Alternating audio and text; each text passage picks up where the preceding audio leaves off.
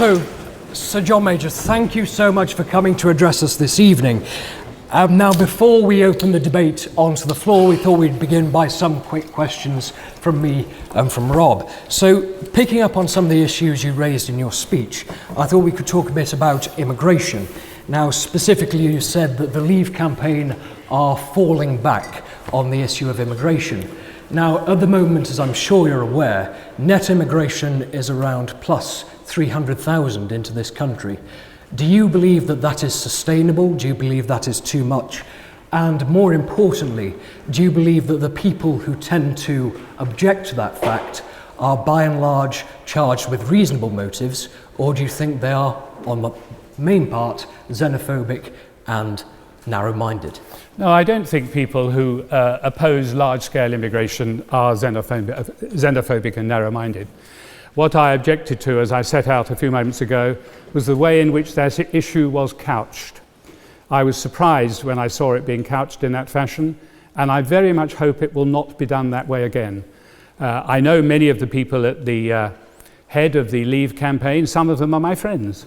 Some of them I've known for a very great deal of time, and they're welcome at my dinner table any time. But I don't think the way that particular argument was couched was the way in which it should have been addressed. But is there a problem with the sheer scale of numbers coming to this country? If that were to be a continuum, of course there is a problem. I think they're accelerated at the moment for several reasons, the degree of migration here. Firstly, because with the difficulties in the southern part of Europe, because of the difficulties inside the Eurozone, there are very, very high levels of unemployment there, and migrancy is heading to the country that is producing the most jobs. Now, that isn't going to last forever, so I think you will get a better balance in migrancy. A great deal of migrancy is very much to our benefit. Sometimes people come, they stay a few years, and they leave.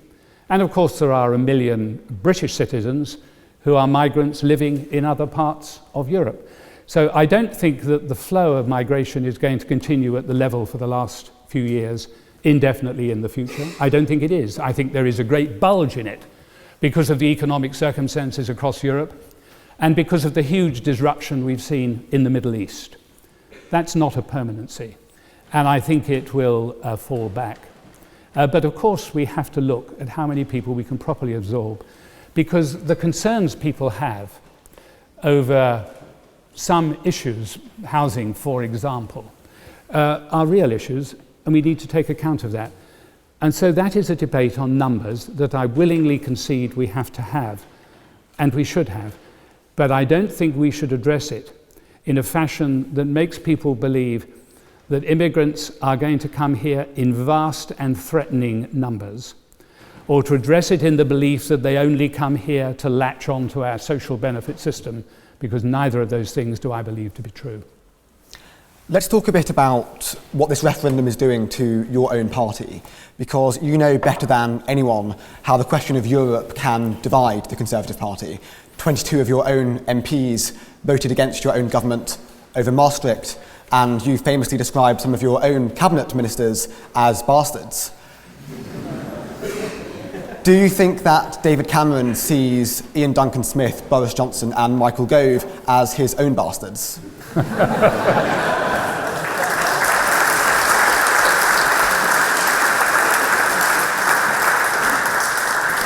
Well, I wouldn't have the temerity to reply for the Prime Minister. As to my own expression, as you probably know, I was in the middle of it was the day after a confidence debate in the House of Commons. I had been up for 2 nights.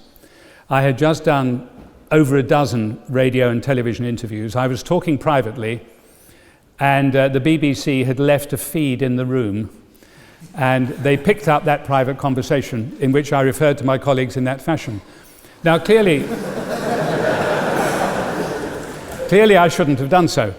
My only excuse is that it was true.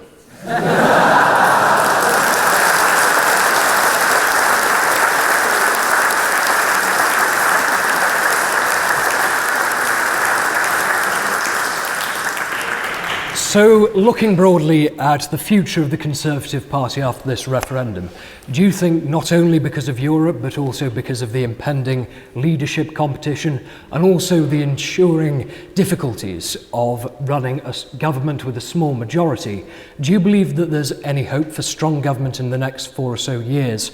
And do you think that the Conservative Party can remain united? When David Cameron became Prime Minister in 2010, and George Osborne became Chancellor, we were in the most extraordinary economic mess. Very few people then really would have predicted that we would have been, for many of the last few years, the fastest growing country in Europe, or that the focus would have changed so much despite continuing difficulties elsewhere. So as to whether we can get strong government in the future, I think that is entirely possible that we will. I think they have done a remarkable job with the economy over the last few years in very, very testing and trying circumstances. And I hope the vast majority of people at the end of this referendum are going to accept what the decision is. And I'd like to put this European argument to bed for this reason. It has bedeviled British politics for well over 30 years. And during that time, it has so dominated and created such difficulty.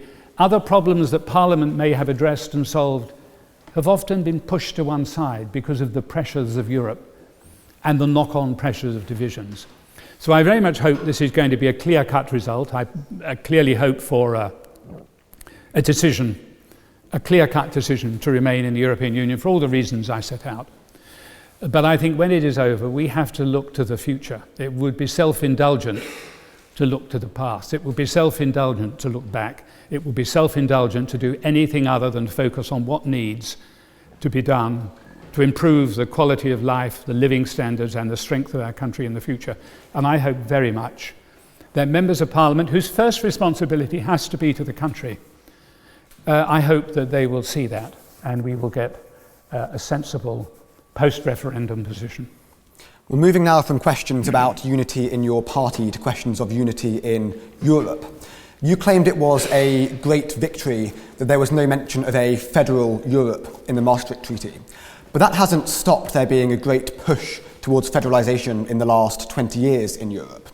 One big victory that David Cameron recently claimed in his new settlement for the UK was that Britain would not be part of ever closer union. But do you really think this will make a difference, or is it just empty rhetoric? Is it really possible for us to avoid being sucked into this European state without leaving the Union? When I went to Maastricht to discuss the Maastricht Treaty, I had previously held a great debate in the House of Commons in which I set out in detail my negotiating position. And the House of Commons voted for it with an overwhelming majority of 500 to a handful. And I achieved exactly what I had set out to in that negotiation. Very few of those members of Parliament believed we would actually get an opt-out from the euro currency, but we did. They certainly didn't believe we'd get an opt-out from the social chapter, but we did. And when David Cameron went to negotiate with his European partners, almost every senior Brexiteer before he went there said that he would not be able to get an exemption from ever closer union. So I do think we can stay out. I think the Eurozone will probably integrate further. I think that is very likely. But we are not in the Eurozone, and I don't believe there is any chance of us entering the Eurozone.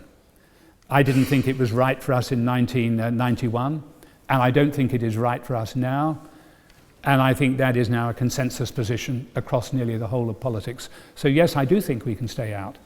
But what I don't wish us to stay out from is a market in Europe that takes, on the figures of a few days ago, not the 44% of exports we thought went there, but actually, more recently, 48% of exports, infinitely greater than any other part of the world. And it's very difficult to see, despite emotive ties to age-old trading partners around the world, it is very difficult to see how you could in a short time, replace very nearly half of your exports?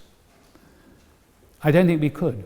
And without those exports, what is going to happen to the jobs that depend on those exports? What's going to happen to the families who depend on those wages? Now, we have to consider that.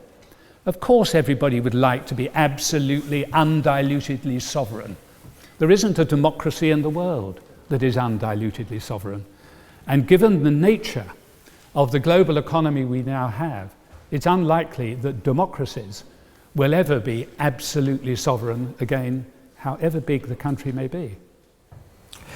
So looking at the disunity that we see at the moment across Europe, thinking of the Greek crisis, but also what we've seen in Marine Le Pen in France, Alternative for Deutschland in Germany, and the freedom parties of the Netherlands and also Austria, do you think that the EU is in danger of falling apart?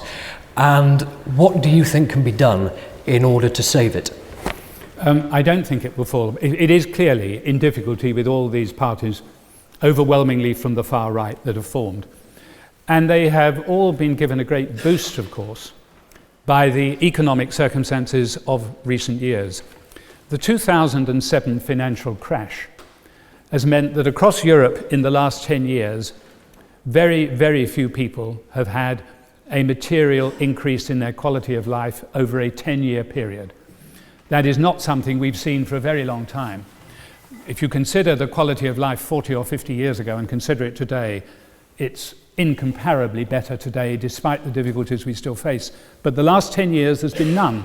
And people are frustrated, and they're angry, and they have little affection at the moment for politicians in any Western European country, or indeed any Western country, as far as I can see at the moment. And it is that dissatisfaction, that fear that things are always going to go on as they have done during this deep period of economic difficulties, that is fueling the majority of the support that has now gone to these alternative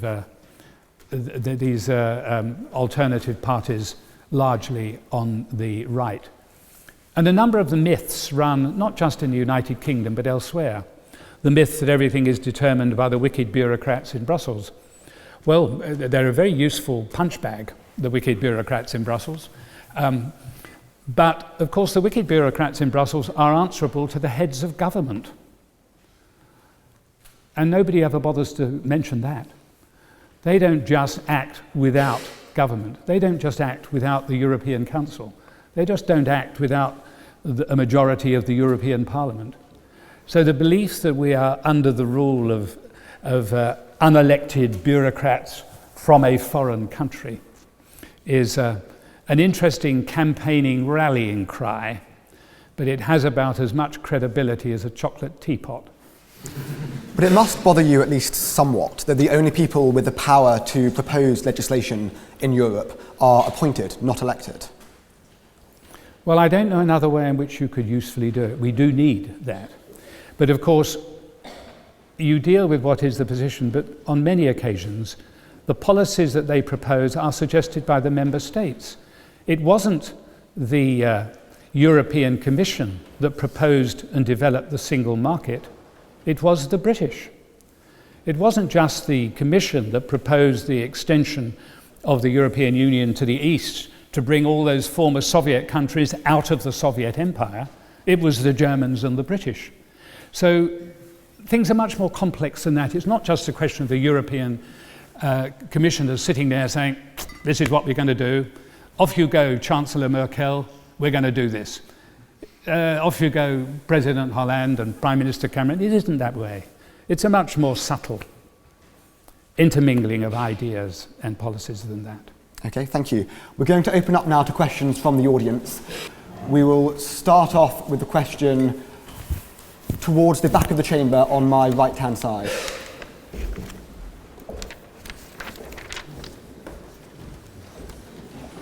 So, one of the major reasons why the fear-mongering from Brexit campaign has been so successful is largely because there's certain sectors within the British economy that are indeed adversely affected to an extent by integration with the EU. For example, the fishermen industry or certain agricultural farmers.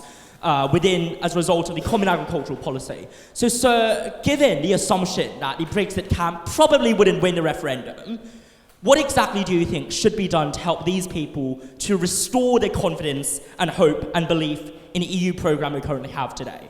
What policies and ways out are there? Thank you. I think we have to look very carefully. We do need to bring this nation together on this issue afterwards. And so we do need to look at the concerns of the people who feel that we should leave. Let me make it absolutely clear. There are many people who think they leave for perfectly patriotic and good reasons. This is not a battle. It is a decision to be made by the British people, but it isn't a battle that is everlasting between us. And so we have to look at it. I think a great deal of it, as I tried to explain earlier, is based on long-standing beliefs that when you examine them, turn out not to be so. Have we been dragged into a federal Europe? No, we haven't. The illustrations I gave earlier. And of course, for the last 30 years, many people are passionately opposed to Europe and have been saying so consistently for 30 years. The people who have been in favour of Europe have been much more silent. Nobody has actually advanced the alternative arguments. I wonder how many people here consider some of the strategic things that Europe has done. For example, I will give you one or two examples. Would Spain, Greece and Portugal have escaped from fascist dictatorship if they hadn't got the European Union to aim for? I don't know, but very possibly not.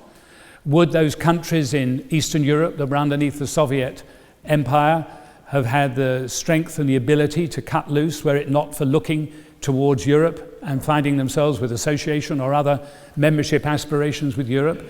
Very possibly not. There's a whole range of things. And I will give you another practical example about Europe, if I may, from my own experience.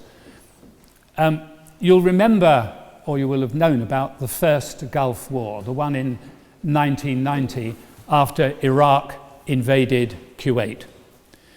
The American-led coalition, with the British as the second largest contingent, had a United Nations mandate to evict the Iraqis from Kuwait, which we did. We did not have a mandate to go into Iraq, and so we did not. After the war, Saddam Hussein was murdering the Kurds in the north in very large numbers. And we conceived the idea in Downing Street of what we called safe havens for the Kurds. And we finished it in a plane when I was flying across to a European summit. That morning at the European summit, I persuaded Chancellor Kohl and President Mitterrand that we should take action. And that morning, within an hour, we had the support for doing so from the whole of the European Union. Armed with that, we approached the Commonwealth and got the support of all the nations of the Commonwealth.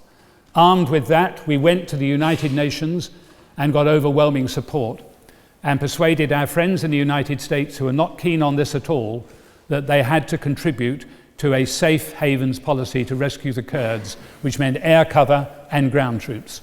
We did that, and the lives of tens of thousands of Kurdish citizens were saved.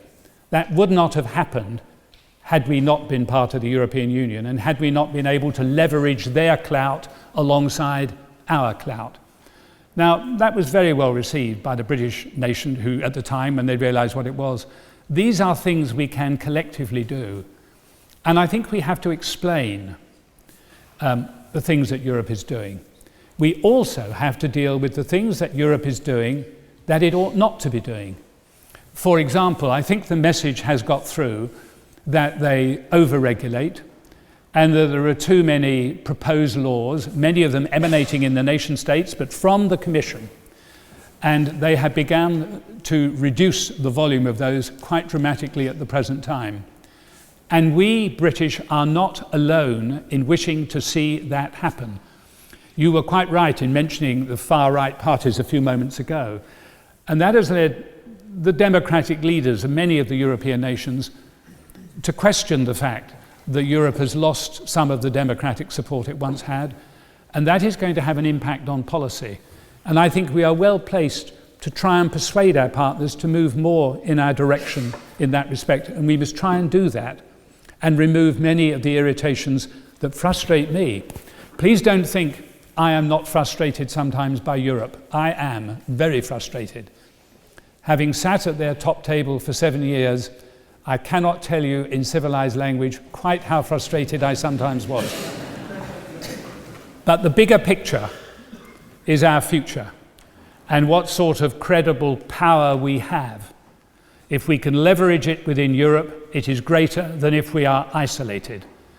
And then we have to consider our well-being, where I think the argument I've advanced tonight, we are infinitely better off, despite its frustrations, inside Europe rather than outside. And I think I would hazard one other guess.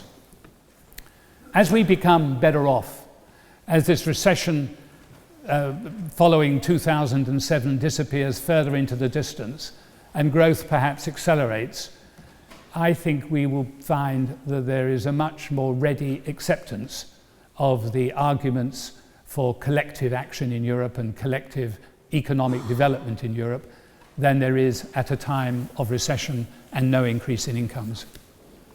Thank you. We'll go to the question from the gentleman halfway along on the second row. So I'd firstly like to say it's fantastic to hear an address from a fellow Europhile Conservative. I wish there were more of us. But the question of our membership is not what I really want to ask about. So over the last few months, something which has been very concerning for me, due to my Polish heritage and the fact that many of my family still live in Poland, is the actions of the Law and Justice Party. This involves ministers describing the feminist movement and transgenderism as the malign genderization of society. This involves passing laws on national media which muzzle the press in a way which has been condemned by international human rights organizations. And this involves stuffing its constitutional tribunal and muzzling the constitutional tribunal's powers. So this is something I found very, very sad due to my family having to live under this party. And something I found quite concerning is that the Conservatives in Europe are in coalition with the Law and Justice Party. And not only do we consider them our allies, but I feel that we act as an apologist for them. We saw Saad Kamal's address to the European Parliament. I feel as though we act as an apologist for them in spite of the European Parliament and the Venice Commission's very, very fair critiques of their policies. So within that context, I just wanted to know what your thoughts were of the Conservative exit of the European People's Party and therefore the creation of the ECR. Well, I'm not an apologist for far-right parties in Europe. Whether they're if they're far-right, they're not my sort of party. And the fact that they're on the right and not the left of politics doesn't matter to me in the slightest. I'm a pragmatic politician, and I don't think the right of politics is invariably correct, or that the left of politics is invariably wrong. That isn't the world that I see. So I have no sympathy for the sort of party that impacts people's lives in their country in the way the party you referred to do. And I think that is also true of the vast majority of my former colleagues in the House of Commons. I would certainly hope that it is. Libertarianism is a crucial aspect of conservatism, always has been. It was partly that, and the capacity to make your own way in life that made me a conservative in the first place. So please don't ask me to apologise for people to support people like that. I simply don't, and I simply won't. Thank you. Can we go to the question from the lady in the second row on my right-hand side? Thank you very much for your interesting talk. On a non-EU note, what do you think of Donald Trump becoming the President of the United States and its worldwide consequences? And, of course, on the EU. Well, I'm not an American citizen. My father had dual citizenship. He had, in the years when it was possible to do so, he had both American citizenship and British citizenship, though he was essentially a Briton. I have never seen an election quite like the one we have been observing in the United States over the past few months. It hasn't been a very attractive spectacle, And I was just saying I don't invariably think the right of politics is right on every occasion. And I cannot believe that I would vote for the Republican candidate if the Republican candidate is who we think the Republican candidate is likely to be. I think he would be my second choice, and my first choice would be anyone else.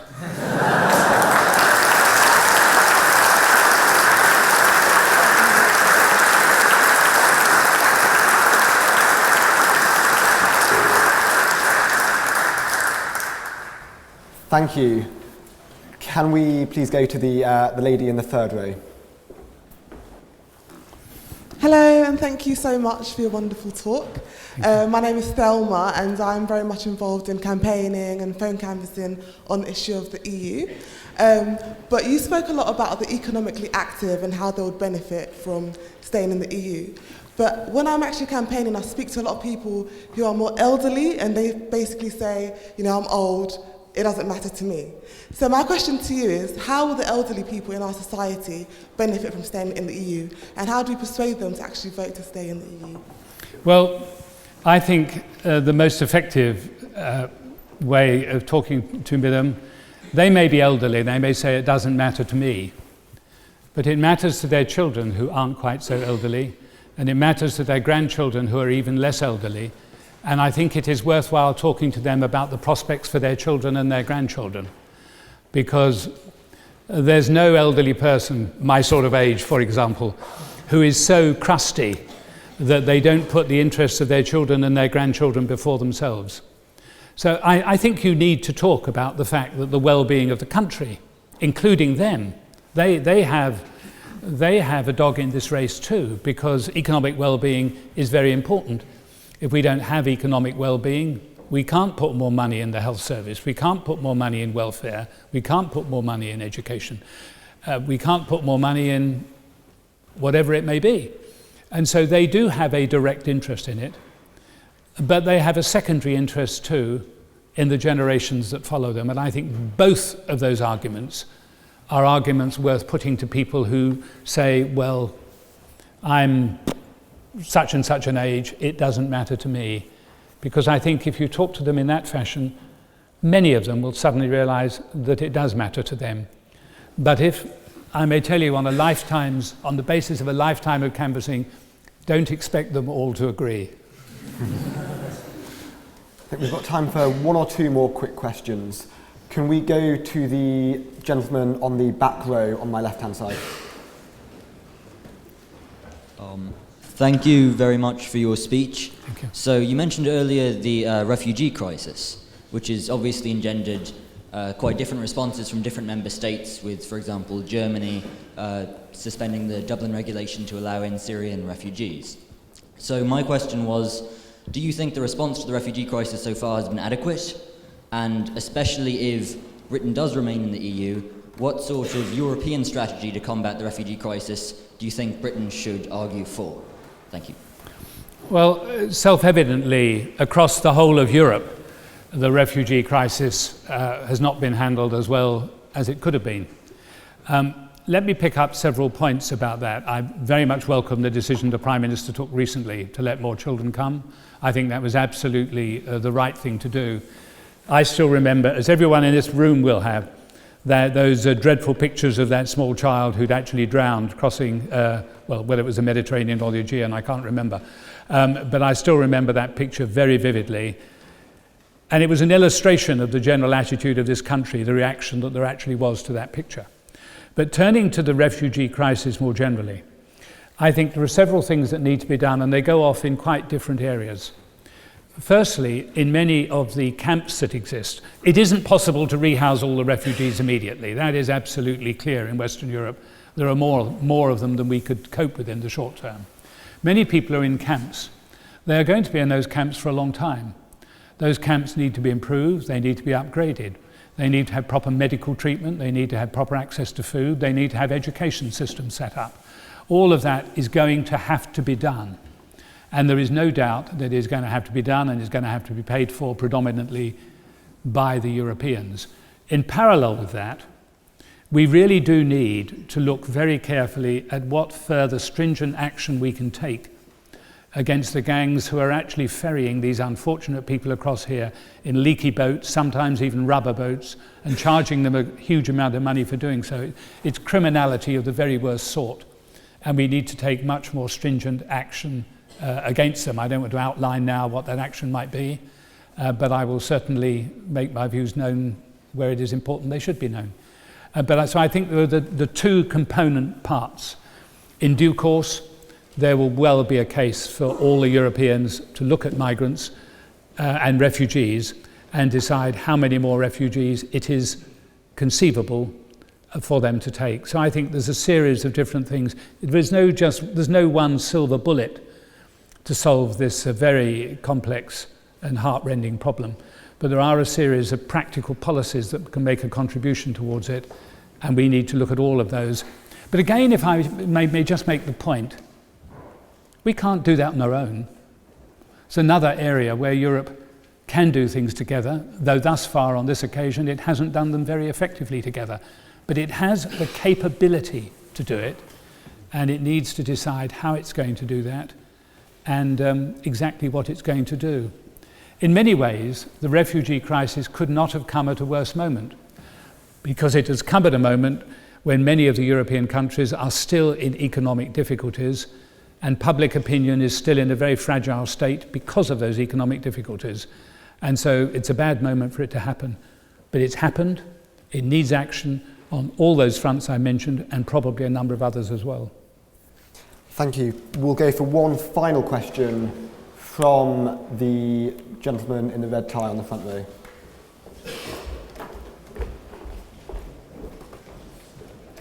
Sir John, thank you very much for your speech.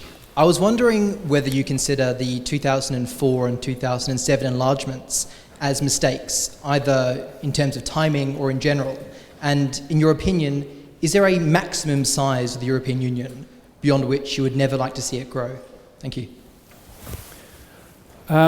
I think they were probably a bit premature, to be frank. I mean, the big mistakes the European Union has mostly made is that their policy has been premature. Their enthusiasm has run away with their capacity. It was premature, for example, to have the euro in 1999. We weren't ready for it. I mean, I remember, and I'll give you an illustration of why that is so.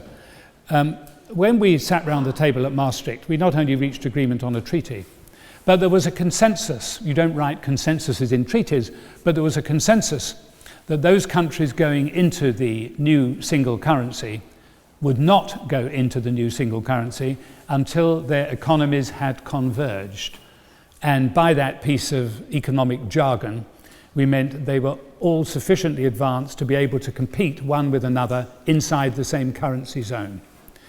And then by the late 1990s, convergence hadn't happened. And the French and the Germans, particularly the French, said, unless we move to a single currency, we will never have it. And so they moved ahead before Europe was ready for it. And the consequence of that was that it was impossible for the southern states to compete with Germany, France, and the Netherlands. And you had this huge problem. They entered this new currency zone with interest rates at 2.5%, when previously they'd been operating with interest rates at 8 to 10%, and people behaved perfectly rationally. They borrowed more. People borrowed more, companies borrowed more, governments borrowed more. And that would have caused a crisis at some stage with nothing untoward happening. But then the 2007 crash happened, and the problems that were building up were suddenly crystallized immediately. And we've had this terrible difficulty across Europe. And that was because they brought forward a policy without examining properly its real economic implications, because they were enthusiastic to make progress. Now, I think I hope that people in Europe have learned from that. If they haven't, it would be very surprising given the pain that has occurred, and I hope they will be more prudent. It would be very surprising, for example, if they were to enlarge the Eurozone any time now. They brought Greece into the Eurozone And they shouldn't really have done so, because Greece wasn't ready to join the Eurozone, but it was politically expedient, and some nations asked that they should come in. President Mitterrand, with a deep economic examination of Greece, said, "How can you say no to the nation of Plato?" And, and Greece was swept in. Now, I don't think that's going to happen anytime soon. The Germans and all the other countries are not going to want another problem within the Eurozone. And I think until the European Union has got itself on an even keel, they would be wise to be cautious about new membership. And it is going to take a while to get back to where they would wish to be. So I think the problem is over-enthusiasm has been a grave mistake. Now, sadly, I believe that's all the questions that we have time for this evening. But before we close tonight's event, we would like to present Sir John with a couple of gifts as a token of our gratitude. So firstly, on behalf of the Oxford Union, we have a framed photograph Thank you very much. of this historic chamber. And secondly, on Thank you very much. behalf of the Oxford University Conservative Association, we have one of AUCA's official ties. So thank you very much. Thank you very much.